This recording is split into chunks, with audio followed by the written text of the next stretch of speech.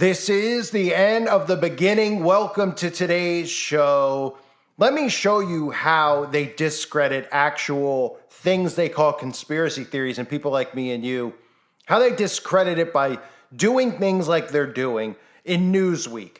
We all know about the event in Burning Man. I did videos on it. I actually did videos before the event started as far as the satanic symbols and the things going on there and what the actual ceremony about the Burning Man really is. These are all, of course, occult ceremonies that they do out in the public. They normalize these things. They make them trendy and cool. And then, of course, they try to discredit people like me and you and call us conspiracy nuts. But this is even more unbelievable because they're so hell-bent on anybody that's labeled a conspiracy theorist actually having credibility or us actually getting the truth out that they do stuff like this. So somebody tweeted out about Burning Man.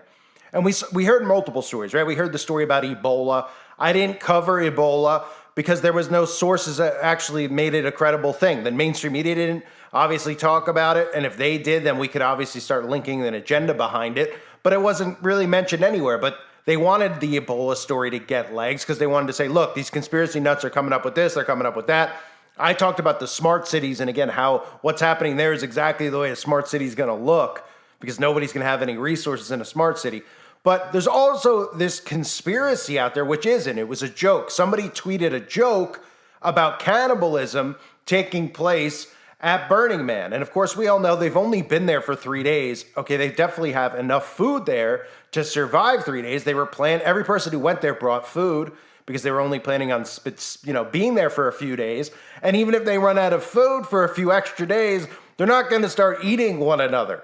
Not out in the public. Now, we all know why they take a story like this and discredit the actual topic of cannibalism, because the elites are into cannibalism. It is one of the things they are trying to normalize. That's why they talk about, and I've covered this over the years, all the stories that have been out there from the New York Times and other places talking about the benefits of cannibalism, why other cultures use cannibalism. They've been seed planting, and it's going to happen.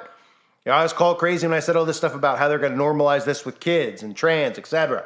And it all is normal now. They desensitize you to these topics.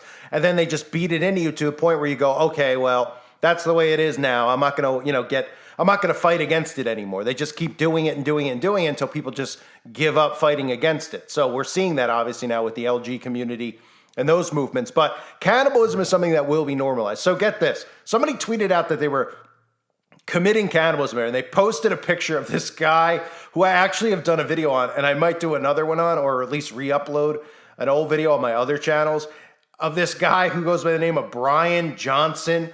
This guy is spending $2 million a year to look like a teenager, even though he looks like he's a corpse.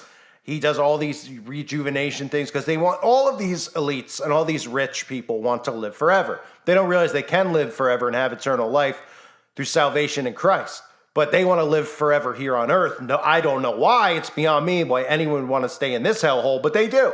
I guess because they love the treasures they've stored up here so much, and they don't realize that they're all going to turn to dust sooner or later. So Brian Johnson is just this guy he's a tech mogul, he's a millionaire, and there are a lot of articles about him. He's a biohacker. He spends millions of dollars. Now he's actually injecting his pecker.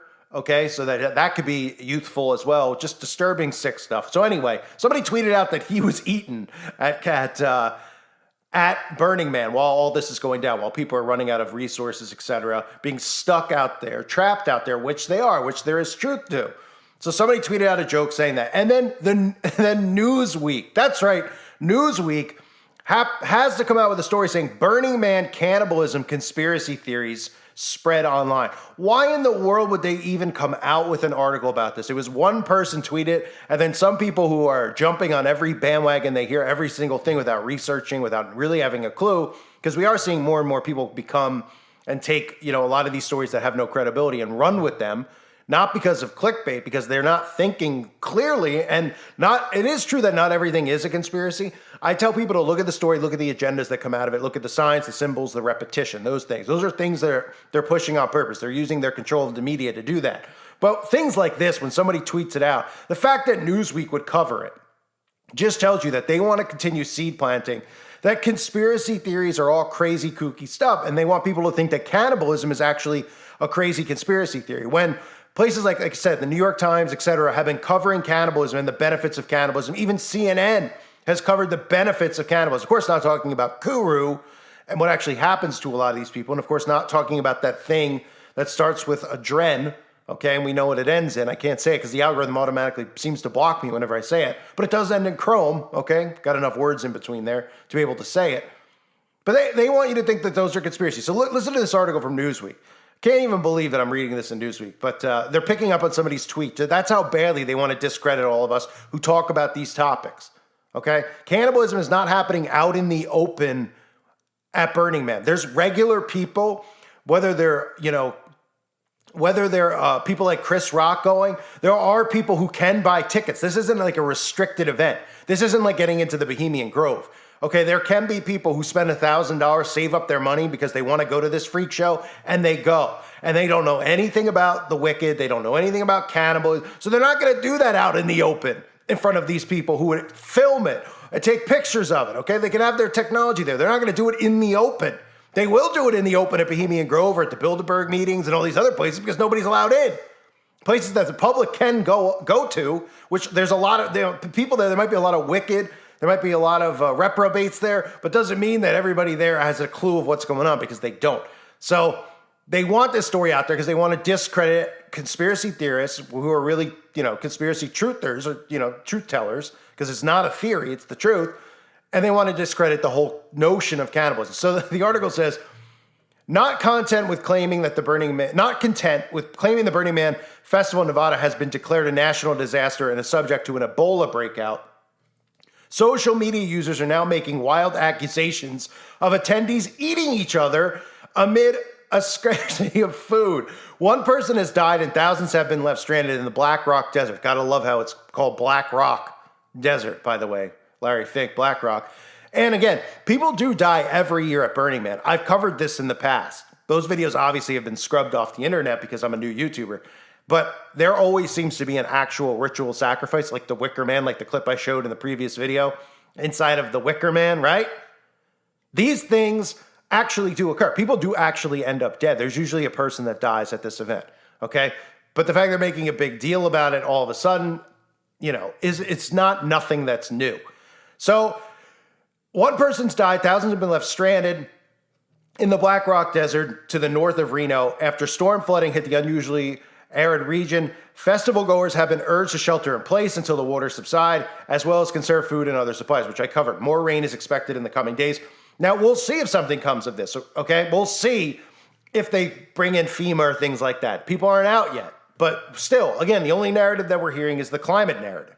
And that's the narrative that you're going to hear attached to everything, whether it's a man-made storm or something that really happens. They're going to throw climate at it. A lot of people think that this is something they threw the weaponized weather at it. Okay, that's perfectly fine to believe that. I believe that about what just happened in California, what happened in Florida. Obviously, we all know what happened in Maui, which was was really a direct energy weapon. But that's fine.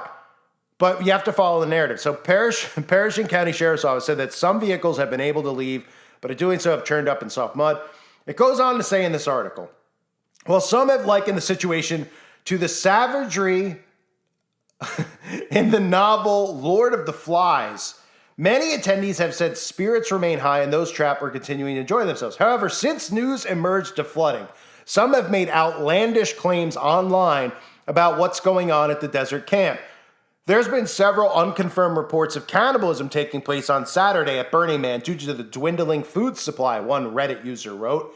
They claimed a small group of survivors was trapped by the trash fence overnight during the rainstorm and were forced to consume one of their campmates before making the several mile dangerous trek back to the camp on foot. One user of X, formerly Twitter, wrote the same evening, "We're hearing about the first reports of cannibalism at the Burning Man event." Others shared screenshots of an NPR story doctored to make the headline refer to reports of cannibalism. It is unclear how many of the posts were made in jest. There have been no confirmed reports of festival goers eating each other, and the Parish and County Sheriff's Office has not disclosed the cause of the single confirmed death. While the Burning Man Project has urged attendees to conserve food, water, and fuel, I thought they hated fuel, interesting, and share additional supplies with others, the festival was at a high level of readiness due to weather uncertainty. Imagine they all had electric vehicles, by the way. How would they be getting out of there? No one thinks about that stuff. Newsweek approached the Burning Man Project via email for comment on Monday. There's no comment back. So, look, we all know cannibalism's real. Obviously, they've been promoting it, glorifying it, things like Santa Clarita Diet. It's something that they will normalize once they remove all food as far as beef and chicken, poultry, etc. After that's all off the table because of carbon emissions, they will say and start promoting cannibalism. And they will say it will be actually good for climate emissions and for carbon emissions, excuse me. I guarantee it. I guarantee it.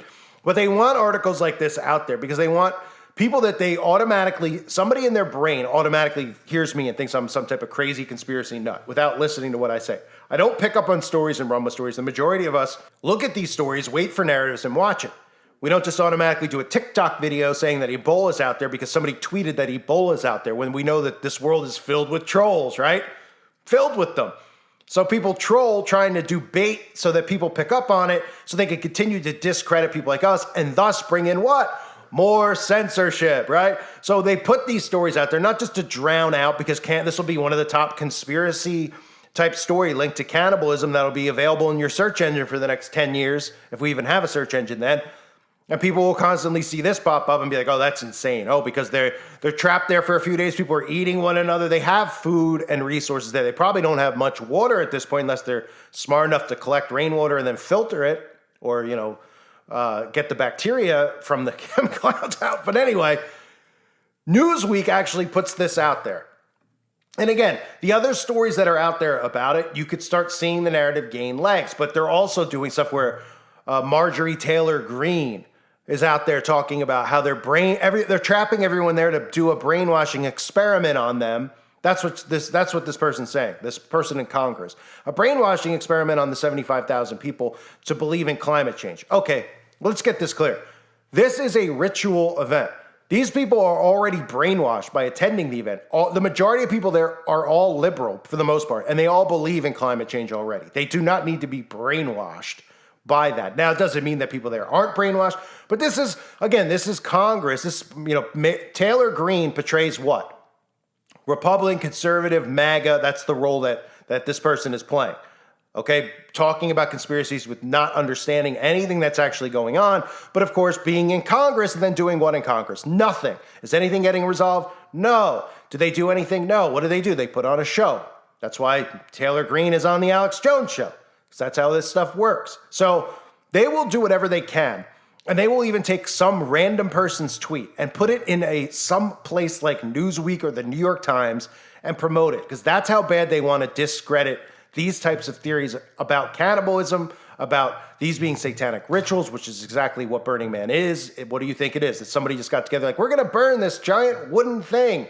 Oh, and it symbolizes that we're free and we're starting free. I mean, these things all have origins in Satanism, the occult. You can just look at Wicker Man, like I said. Did that seem like a good, healthy time and everyone was just having fun? They sacrificed a human in it and goats, and they love goats, and they don't love humans. So the whole thing is just unbelievable. I'm going to continue, obviously, covering Burning Man if anything else comes out of it, but they really are happy that people have run with stories about Ebola. And the thing that I thought could become a serious topic there is monkeypox. Because remember they ran that drill with monkeypox 2 years ago when they all met together in 2021. They met together, all the elites, the world leaders, in March of 2021 at the NTI Munich Security Conference. And they conducted another one of these tabletop exercises about what would happen if a biological threat of monkeypox hit, right? Then what happened when monkeypox came, but it quickly left because too many people pointed to that, just like they did with Event 201, because they do these things, these simulations ahead of time, and then they become real events. We've all talked about it a trillion times. So just like in Maui, recently, I just brought it up, they were meeting on the same day on a different island about the possibility of that same event occurring, and nobody's suspicious about it. So that's what I thought might come of it, and maybe they will come, after the fact. They might say, hey, there was an outbreak of that there, and it's spreading around, and there might be something that goes live, but we don't know yet because we don't see a narrative out there yet. So what they're doing is they're trying to take things to just discredit people who are talking about it, even talking about the fact that life in a smart city looks exactly like what you're seeing there. Power is going to be shut off. Limited water, limited food. That's what I was trying to get at when I was talking about it. But Newsweek wants you to think that people are committing cannibalism. Are they? Well, They're definitely committing cannibalism. I guarantee people who are attending the event have done it before. Now, do I think they're doing it sitting out in the middle of the desert, out in the open? No, I don't. Because we'd find out about it, wouldn't we?